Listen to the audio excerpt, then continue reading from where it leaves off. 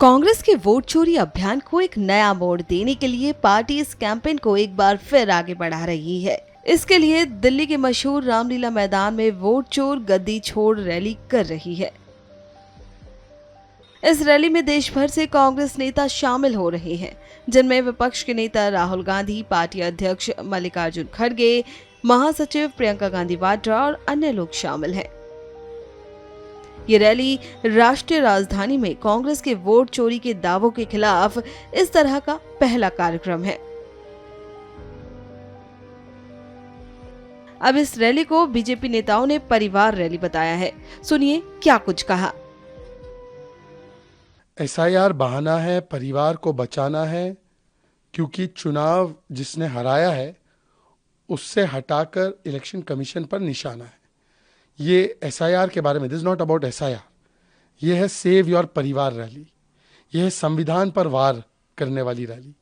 क्योंकि जब यही एसआईआर 2014 से पहले होता था तो उसको सही एसआईआर माना जाता था। यही एसआईआर कांग्रेस पार्टी महाराष्ट्र में डिमांड करे वो सही एसआईआर है, और ये एसआईआर जब बंगाल में हो, उत्तर प्रदेश में हो, बिहार में हो, तो ये सवाल खड़े करते हैं। और क्या निकला सुप्रीम कोर्ट से बिहार के एसआईआर पर? कुछ नहीं, एक कंप्लेंट नहीं दे पाए। वहां पर सुप्रीम कोर्ट ने बोला too much passion, very little reason.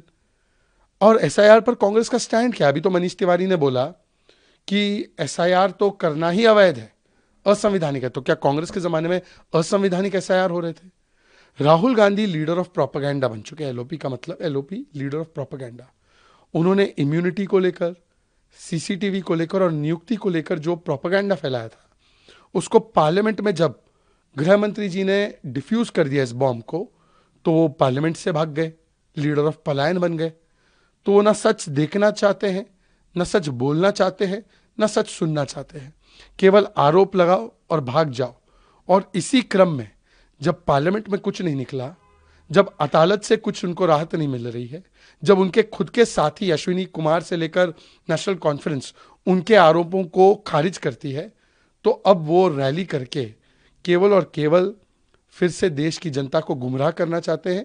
ये डी से डिफीट के बाद डी से डिनायल, डिल्यूजन, डिस्टॉर्शन और धमकी पर उतरा है। खिसियानी बिल्ली खंबा नोचे। कल राहुल गांधी या कांग्रेस जो रैली करने वाली है वो इस कहावत को चरितार्थ करती है। संसद के अंदर जिस तरह से माननीय गृह मंत्री श्री अमित शाह जी ने एक एक करके इनके सारे झूठे आरोपों को धोया है, स्पष्टीकरण दिया है और कागजों के साथ दिया है, तारीखों के साथ दिया है, और कैसे चुनाव आयोग का जो सुधार अधिनियम है जिस पर उन्होंने चर्चा करते हुए एक एक बात का जवाब दिया है, और राहुल गांधी को मुंह छुपा के वहां से भागना पड़ा अपने साथियों के साथ, चाहे वो मल्लिकार्जुन खड़गे हो या बाकी लोग हों। तो जो लोग संसद भवन में माननीय गृह मंत्री जी के सिर्फ जवाबों का सामना नहीं कर पाए, तो वो अब जनता के सामने किस मुंह से जा रहे हैं ये उनको खुद सोचना है।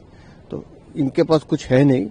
और जैसा माननीय गृह मंत्री जी ने कहा कि कांग्रेस का नेतृत्व इतना तथ्यविहीन नेतृत्व है जिसके पास कोई लॉजिक नहीं है। तो जब तक कांग्रेस धोना चाहे इनको धोती रहे। कांग्रेस के पास में न विजन है और न इस देश के विकास की कोई सोच है।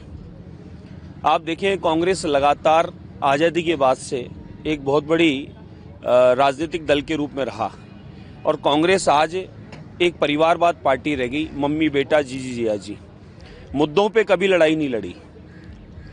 देश के विकास के, देश के हित में कोई बात, कोई मुद्दा कभी रहा नहीं। घोटालों का शासन रहा, और उसका परिणाम ये रहा कि आज सिर्फ परिवार की रह गई।